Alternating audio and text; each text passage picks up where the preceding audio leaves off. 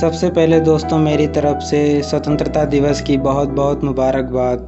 आज दोस्तों हम लोग मौजूद हैं मक्कनपुर शरीफ में एक ऐसी मज़ार के पास में जिनका देश की आज़ादी में बहुत ही बड़ा योगदान है और जिनको फर्स्ट फ्रीडम फाइटर भी कहा जाता है। तो दोस्तों चलिए इनके बारे में जानते हैं। अगर इतिहास उठाकर देखा जाए तो भारत की आज़ादी की जो गूंज 1857 ईस्वी में सुनाई दी थी, जो भारत का प्रथम स्वतंत्रता संग्राम था। आज़ादी की उस आवाज़ को सबसे पहले मदारिया सिलसिले के बुजुर्ग हज़रत मजनू शाह मलंग, मजनू शाह का असली नाम मोहम्मद अबू तालिब था और उन्हें मजनू शाह बुरहाना, मजनू शाह मलंग और मजनू शाह फ़कीर के नाम से भी जाना जाता था। सन 1764 ईस्वी में बक्सर की लड़ाई के बाद बंगाल, बिहार और उड़ीसा पर अंग्रेजी सरकार हावी हो चुकी थी।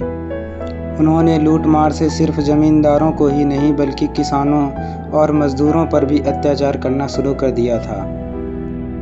इतिहास गवाह है कि सन 1763 ईस्वी में आज़ादी के शोले भड़क उठे थे और अंग्रेज़ों के खिलाफ यह लड़ाई राजाओं या ज़मींदारों की नहीं बल्कि मुसलमानों के रूहानी पेशवा उनके पीर मजनू शाह ने छेड़ी थी, जिनका संबंध मक्कनपुर शरीफ से था, जो मदार साहब के सिलसिले के बुजुर्ग थे।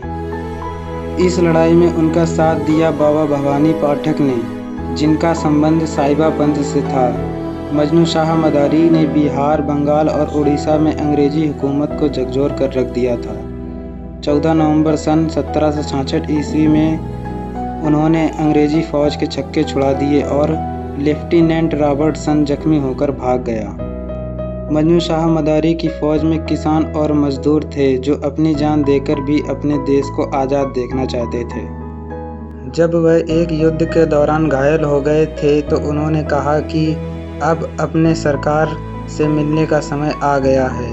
इसलिए उन्होंने अपने अनुयायियों को उन्हें मक्कनपुर ले जाने का निर्देश दिया, जहां उन्होंने सन 26 दिसंबर 1787 ईस्वी को अंतिम सांस ली। इसमें कुछ लोगों का अपवाद भी है। कुछ लोग 8 दिसंबर 1788 या 26 जनवरी 1788 भी बताते हैं।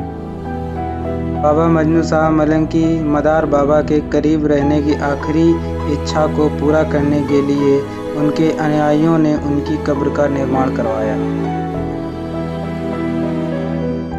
मजनू शाह मलंग के उल्लेखनीय योगदान और उनकी देशभक्ति को सलाम करते हुए बांग्लादेश में उनके नाम पर एक पुल का नाम भी रखा गया है।